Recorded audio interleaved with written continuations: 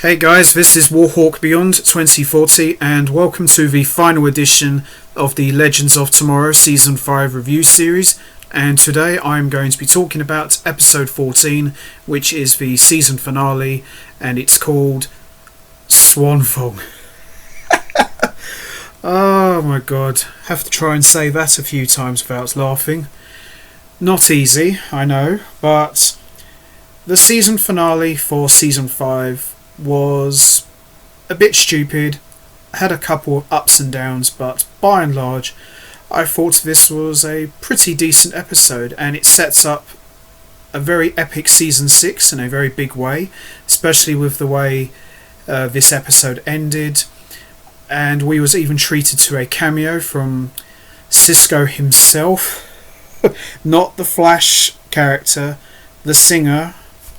Yeah, I didn't actually think it was him at first, but when I looked at the credits for the episode and I checked it out, and I realised that, oh, it was actually Cisco himself, because I thought maybe they got a look-alike of sorts, because they have done things like that on the show before, but when I looked it up and I realised it was actually him, I thought, wow, okay, interesting.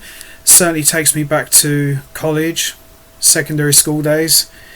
Yeah, but aside from Cisco's hilarious cameo, this episode was pretty solid, and the fight scene with the Legends fighting all of the robotic mannequins of all the historical figures in the museum was actually a really good fight scene. I thought it was one of the best fight scenes that the show has done so far. Obviously, there has been some good fight scenes over the course of 5 seasons, but I would probably put this one up there as one of the show's best, and it was a lot of fun because it wasn't just a case of this hero takes on that villain. It was a group fight and everybody got their licks in, and it was a lot of fun. And you know, as I said, despite its little ups and downs, I enjoyed this a lot, and I never thought I'd actually say this, but I'm actually looking forward to Season 6. This should be very different and very interesting. So I'll get to what I mean regarding why Season 6 is going to be very different. But first we're going to talk about the season finale, which is Episode 14, Swan Thong. So we see the Legends having emerged from their reality TV fiasco, which causes them to split into 2 groups so they can stop the fates. So we see Sarah, Constantine, Birad, Zari 2.0 and Astra go to a creepy temple to destroy the Loom of Fate, while the others find themselves in a giant trash heap of contraband in search of the Wave Rider. Charlie is trying to cover up for the Legends' disappearance as she and the other Fates hold court for their subjects, but doesn't take long for Lachesis to realise that the Legends are out there. After all, one of their subjects is wearing Constantine's jacket because a group of the Legends, dressed as fans, agreed to help them. Again, bits of rebellion start slipping through the cracks, and we see Atropos heads off to stop Sarah and the others with her weird bone knives, but Sarah's ready for her this time. A very good fight scene ensues as we see Constantine helps Astra access the less destructive side of her magic, and it all ends with Atropos being thrown into the Loom of Fate and destroying it from the inside. But it was gratifying. Atropos sucked even if she did have amazing outfits. There's also 25 minutes of the episode left, so of course it's not going to be over. We now see it's 4 months later, and the Legends find that the world is addicted to a smartwatch which is presumably controlled by the reconstructed Loom of Fate. After the Loom was destroyed, the people of the world ended up suffering the same fates the Legends did in the last episode. All their mistakes and pain come flooding back, but it is too late for most of them to take, so they turn to an easy solution. The temple is a museum that commemorates everything terrible throughout history, from Shakes Waits to Vlad the Impaler, and we even see Nate is tempted to press play, which is the Thong song by Cisco, and that activates the robotic version of Cisco surrounded by robotic ladies in bikinis. Oh god. Nate is stopped, but you know that's not going to end there. However, those aren't the worst things they see in the museum. We see statues of the God Killers, as well as Charlie herself, but she's not a wax figure. She's under the smartwatch's control, sentenced to spend an eternity sitting in the museum in shame as crowds come to heckle her at every turn. It's the only way she can atone for her guilt over bringing chaos back into the world, but the legends live for chaos. We then try to remind her that without free will, without chaos, there's no way to grow. Love wouldn't exist, nor would pieces of art like Mamma Mia 2. And sure, Marie Antoinette, played wonderfully again by Courtney Ford, may have been a tyrannical queen, but her reign inspired the French Revolution and brought democracy to French, aka France. Chaos brings pain, but also brings joy. It's a message we've heard over and over again to help make the world right now. The biggest twist we see is that the Loom of Fate isn't back, but instead Gideon was reprogrammed to act like the Loom, issuing commands to people via the smartwatches to keep them complacent. Lachesis is a fraud, one who's scared of what people will do when they're not under control. So here we get some of the best moments of this episode. Charlie heads to Lachesis, knife in hand, but chooses to forgive her as the two of them share an embrace.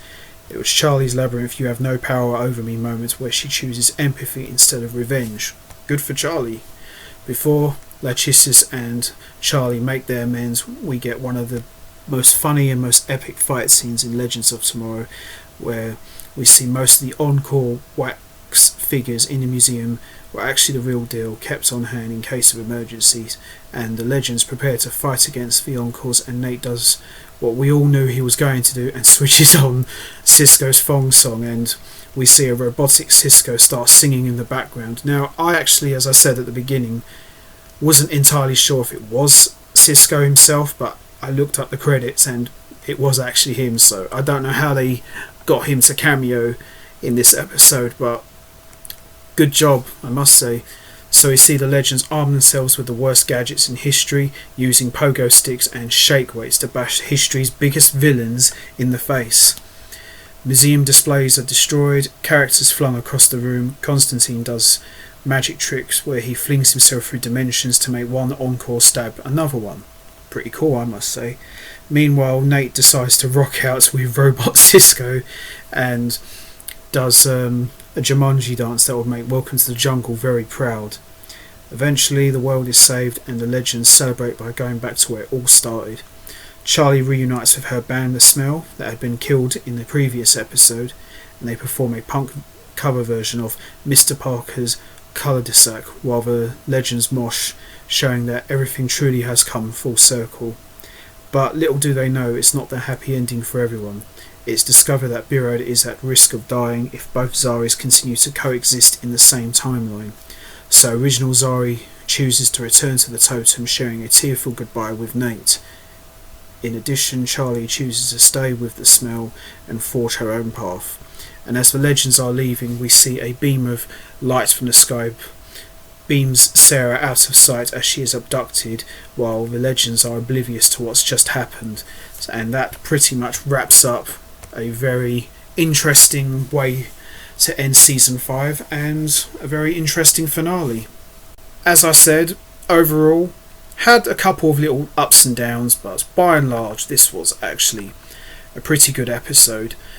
I'm wondering how the legends are going to handle the fact that Sarah's been abducted without them realising, and it does make for a very interesting Season 6, and I think it makes a change that we're seeing the legends fight aliens, because we haven't really seen fighting aliens in the Arrowverse for quite some time. The last time we saw that was back in the Invasion crossover, so it's been quite a while, so who knows, maybe it might not be the Dominators, maybe it might be a completely different group of aliens, but overall it makes for a very interesting Season 6, and as I said at the beginning, I am very much looking forward to Season 6 and it should be interesting. So I'm going to wrap this up now, and hope you've enjoyed listening to me talking about Season 5 of Legends of Tomorrow. As I said at the beginning when I started this, I was very reluctant to review this series anyway because I didn't like Season 4, but looking back now, I'm actually glad I did get to talk about this, and there was actually some really good episodes. I'm a little bit bummed out that Brandon Routh and Courtney Ford are no longer part of the show, but at least they've kept the door open for them to make some special guest appearances. And who knows, maybe Brandon Routh could come back as Superman again. That would be really cool, because I still think there's a lot of unfinished business in that area. And yeah, I really enjoyed Season 5. I really did. Not perfect, but much better than Season 4. So, I'm going to leave this here for you guys. What did you think of the season finale? Did you enjoy it? How do you think the Legends will address the fact that Sarah has been abducted? What's your thoughts on Cisco making a cameo and singing the Thong song? You know what to do, guys. Hit the like button, hit the subscribe button, leave your thoughts and comments down below, and thanks again for listening to me talking about Legends of Tomorrow Season 5, and I will see all of you next time for when I talk about, hopefully, the Season 6 of Legends of Tomorrow. So until then, take care everybody, and stay safe.